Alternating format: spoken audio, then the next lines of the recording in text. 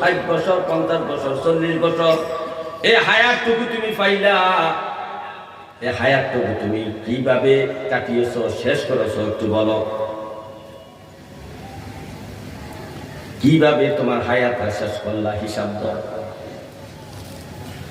এখন আপনি হিসাব দেওয়া শুরু করবেন রব্বে কারীম, কারণ নাবালকের বয়সের হিসাব নাই। সাবালক যখন হয়েছেন, যখন আপনার 7 থেকে 10 বছর হয়ে গেছে, তখন থেকে আপনার যত কর্ম আছে, দিনটা 24 ঘন্টা যেথায় যেথায় ছিলেন, যে যে কর্ম করছেন, যত কথা বলছেন, সমস্ত কষ্টার হিসাব আমার আল্লাহর কাছে আপনি হাসরের মাটি দিতে হবে। হে আমার ভাইও, 2 নাম্বার প্রশ্ন, ওয়ান শাবাবিহি ফীমা আবলাউ। এরে আমার বান্দা, তোরে আমি একটা যৌবনকাল দিছিলাম, এই যৌবনের কারণে তুমি অনেক শক্তি দেখাইছো, অনেক মিটিং মিছিল করেছো, অনেক মানুষকে অত্যাচার করেছো, নেতা হয়েছো, কত কিছু না করেছো, রঙের ঘোড়া দৌড়াইছো এই যৌবনকালে।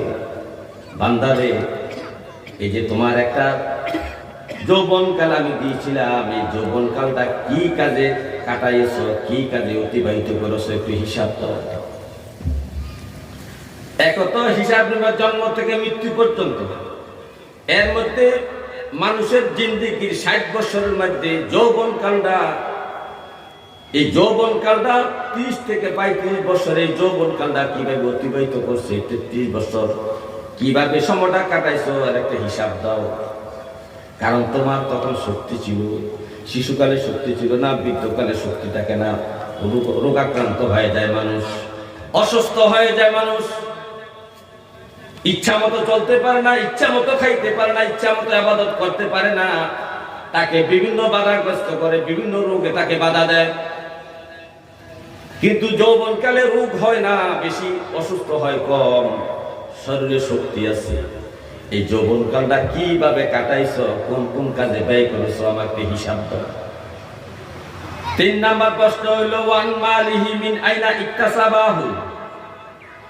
এ বান্দা, তুমি যে সম্পদ জোগাইছো, এই জায়গা জমি জোগাইছো, বাড়ি গাড়ি করছো, টাকা পয়সা ব্যাংক ব্যালেন্স করছো, ব্যবসা বাণিজ্য করছো, এই যে তুমি টাকা পয়সা ইনকাম করছো, এই ইনকামটা কিভাবে করছো, একটু হিসাব দাও। কিভাবে উপার্জন করলা টাকা পয়সা, কিভাবে আয় করলা, কিভাবে কামাই করলা, রুজি করলা, একটু হিসাব দাও।